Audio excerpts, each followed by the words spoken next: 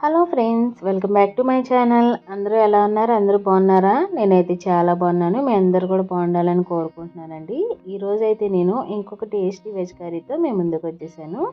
ఇది సొరకాయ పన్నీర్ కర్రీ అండి. మీ ఇంట్లో ఎవరైనా సొరకాయ తిన్న వాళ్ళు ఉంటే ఒక్కసారి ఈ ప్రాసెస్లో సొరకాయని పన్నీర్ చేసుకొని ఇలా సొరకాయ పన్నీర్తో కర్రీ చేసుకొని చూడండి. అచ్చం మనకి పన్నీర్ కర్రీ లాగే ఉంటుంది.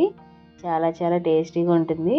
అసలు పిల్లలకి కూడా మనం సొరకాయతో చేసినట్టు కూడా వాళ్ళకి తెలియదు. అలా ఉంటుందండి ఈ కర్రీ అయితే.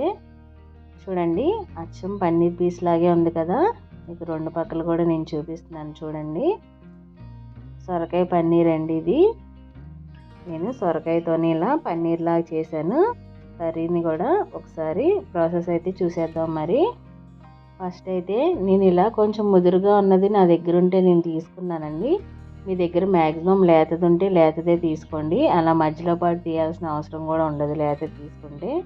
ఇప్పుడు నేను అలా ముక్కలుగా కోసుకొని మధ్యలో తీసేసుకొని ఒక 2 మిరపకాయలు, తర్వాత 2 టమాటాలు, తర్వాత 2 ఆనియన్స్, కొంచెం జీడిపప్పు, తర్వాత కాబూలి శనగలు ఒక 1 కప్ వరకు వేసుకున్నానండి. నైట్ అంతా నానబెట్టుకున్నాను నేను శనగల్ని. తర్వాత ఒక ప్యాన్ తీసుకొని ఆయిల్ వేసుకొని ఇలా ఆనియన్ ముక్కలు చిన్న చిన్న ముక్కలుగా కట్ చేసుకొని సాల్ట్ వేసుకుంటున్నానండి కొంచెం మగ్గడానికి. దాంట్లోనే మిరపకాయలు కూడా కొంచెం వేసుకుంటున్నాను. ఇప్పుడు కొంచెం ఆనియన్ ముక్కలు ఫ్రై అయ్యే వరకు ఇలా ఆయిల్లో ఫ్రై చేసేసుకుందాం. ఆనియన్ ముక్కల్లో మనం ఉప్పు వేయడం వల్ల చాలా తొందరగా మగ్గిపోతాయి ముక్కలు కూడా. ఇప్పుడు నేనైతే టమాటా ముక్కలు కూడా యాడ్ చేసుకుంటున్నానండి. ఇవన్నీ మనం మిక్సీ పట్టుకోవాలి. ధనియాలు, జీలకర్ర, తర్వాత సోంపు గింజలు, గసగసాలు, తర్వాత నువ్వులు, చెక్క, లవంగ, ఇలాచి, స్టార్ అనాసు, బిర్యానీ ఆకు, తర్వాత ఎండు కొబ్బరి, ఇవన్నీ స్పైసెస్ అయితే వేస్తున్నాను నేను ఈ కర్రీలో. అంత స్పైసీ అయితే ఉండదండి. గసగసాలును, ఎండు కొబ్బరి, నువ్వులు వేసాం కాబట్టి మనకి చక్కగా డిఫరెంట్ స్వీట్ టేస్ట్ చాలా చాలా బాగుంటుంది కర్రీ కూడా. ఒకసారి మీరు కూడా ట్రై చేసి చూడండి. ఇలా కొంచెం ఫ్రై చేసుకున్న తర్వాత కొత్తిమీర, పుదీనా తరుగు కూడా వేసుకొని ఒకసారి ఫ్రై చేసేసుకుంటున్నాను. ఫ్లేవర్స్ మొత్తం చక్కగా ఆయిల్లోకి వెళ్ళేటట్టు ఇలా ముక్కలకు పట్టేటట్టు చక్కగా అయితే ఫ్రై చేసేసుకోవాలి. ఇప్పుడు వీటిని ఒక మిక్సీ జార్లోకి తీసేసుకొని కొంచెం చల్లారిన తర్వాత మిక్సీ పట్టేసుకుంటానండి. మెత్తగా పట్టుకోవాలి మిక్సీ. ఇలా చూసారు కదా, ఇలా మెత్తగా పట్టుకొని ఒక బౌల్లోకి అయితే తీసేసుకుంటున్నాను నేను జీడిపప్పు కూడా వేసి మిక్సీ పెట్టేశానండి. అది మీకు వీడియోలో మిస్ అయినట్టుంది, అందుకని చెప్తున్నాను. జీడిపప్పు కూడా వేసుకొని మిక్సీ పట్టేసుకోండి మొత్తం కూడా. జీడిపప్పు కూడా వేసుకుంటేనే టేస్టీగా ఉంటుంది మనకి గ్రేవీ అంతా. ఇప్పుడు అదే మసాలా కొట్టుకున్న మనం మిక్సీ జార్లోకి నేను ఇప్పుడైతే సొరకాయ ముక్కలోను ఆ శనగలు కూడా ఒక 1 కప్ తీసుకున్నాను కదా వేసుకొని అవి కూడా మిక్సీ పట్టేసుకుంటానండి ఇప్పుడు మెత్తగా. ఇప్పుడు సరిపడా సాల్ట్ కూడా వేసుకొని వాటిలోకి సాల్ట్ వేసుకున్న తర్వాత కొంచెం పెరుగు కూడా వేసుకుంటున్నాను నేను. పెరుగును తర్వాత ఒక 2 స్పూన్స్ వరకు పాలు కూడా వేసుకోవాలి. మీ దగ్గర పాలపొడి ఉంటే పాలపొడి వేసుకోండి, మిల్క్ పౌడర్. నా దగ్గర మిల్క్ పౌడర్ లేదని నేనైతే పాలు వేస్తున్నాను. తర్వాత కార్న్ఫ్లోర్ ఒక 3 to 4 స్పూన్స్ వరకు వేసుకోండి. కార్న్ఫ్లోర్ ఖచ్చితంగా వేసుకోవాలండి, వేసుకుంటేనే మనకి పన్నీర్ లాగా బైండింగ్ లాగా వస్తుంది ముక్క విడిపోకుండా. తర్వాత చిల్లీ ఫ్లేక్స్ వేసుకుంటున్నాను నేను. కార్న్ఫ్లోర్ మీ దగ్గర లేకపోతే మైదా యాడ్ చేసుకోండి. అంతేకాకుండా ఇప్పుడు చిల్లీ ఫ్లేక్స్ కూడా కారానికి సరిపడా వేసుకున్న తర్వాత కొంచెం అయితే తినే సోడా కూడా వేసుకుంటున్నాను నేను. వేసుకొని చక్కగా ఇలా మిక్సీ పట్టేసుకోవాలండి. మెత్తగా ఉండాలి, చాలా మెత్తగా, అసలు వాటరే పోయకూడదు మనం. చూసారు కదా, ఇలా మొత్తం అంతా కూడా మెత్తగా అయ్యే వరకు మిక్సీ పట్టేసుకోవాలి. ఇప్పుడు నేను ఒక కుక్కర్ తీసుకొని ఆ కుక్కర్లోకి కొంచెం మనం ఇడ్లీ ఉడికించుకుంటాం కదా, అంత తక్కువ వాటర్ పోసుకొని ఒక గిన్నె కానీ ప్లేట్ కానీ తీసుకొని దానికైతే ఇలా ఆయిల్ అప్లై చేసుకోవాలండి.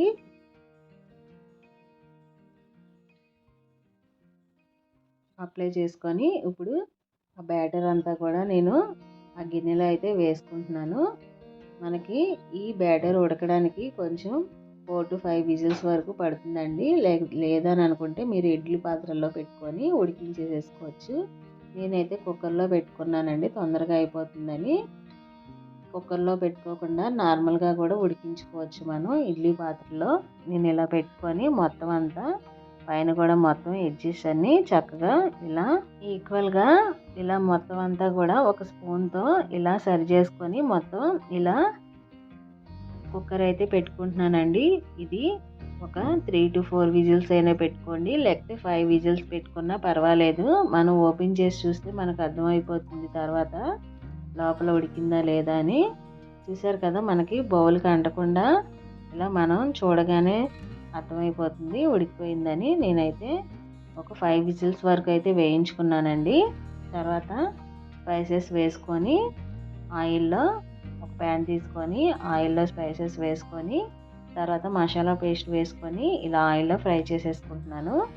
ఆల్రెడీ మనం ఆయిల్లో ఫ్రై చేసుకున్నాం కాబట్టి ఎక్కువ టైం కూడా పట్టదు మనకి. తర్వాత మిర్చిను కరివేపాకు కూడా వేసుకుంటున్నాను. తర్వాత సరిపడా కారం అయితే వేసుకుంటున్నానండి.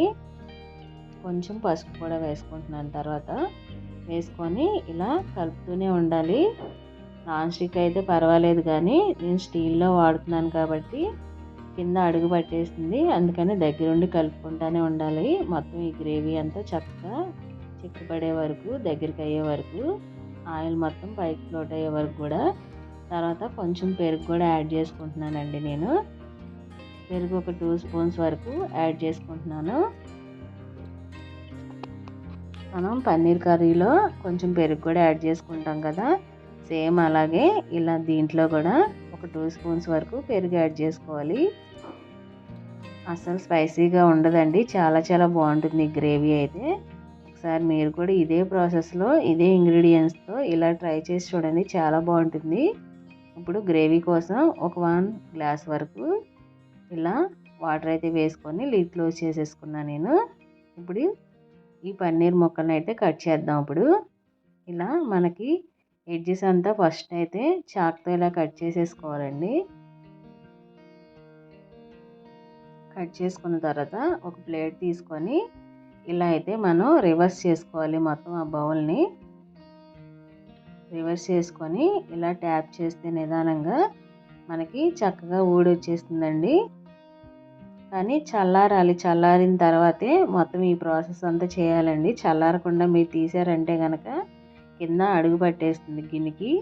చూసారు కదా, ఇలా అడుగు ఏమి లేకుండా చక్కగా వచ్చేసింది కదా.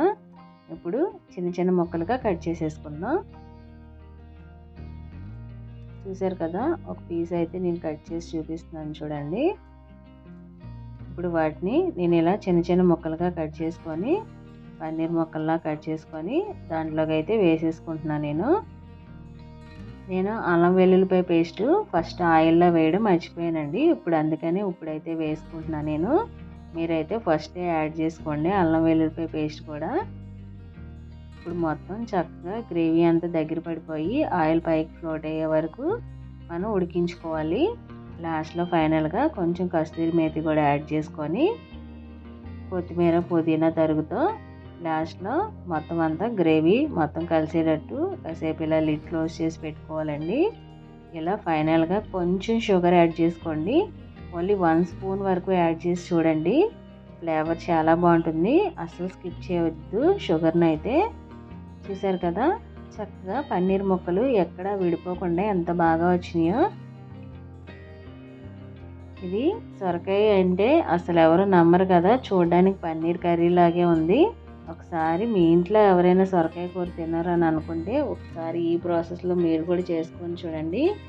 ప్రాసెస్ అయితే కొంచెం ఎక్కువే ఉంటుందండి, కానీ మనకి ఇష్టమైన ఫుడ్ డిఫరెంట్గా తినాలంటే ఒక్కోటి ఇలా అయితే మనం ట్రై చేయాలి కదా.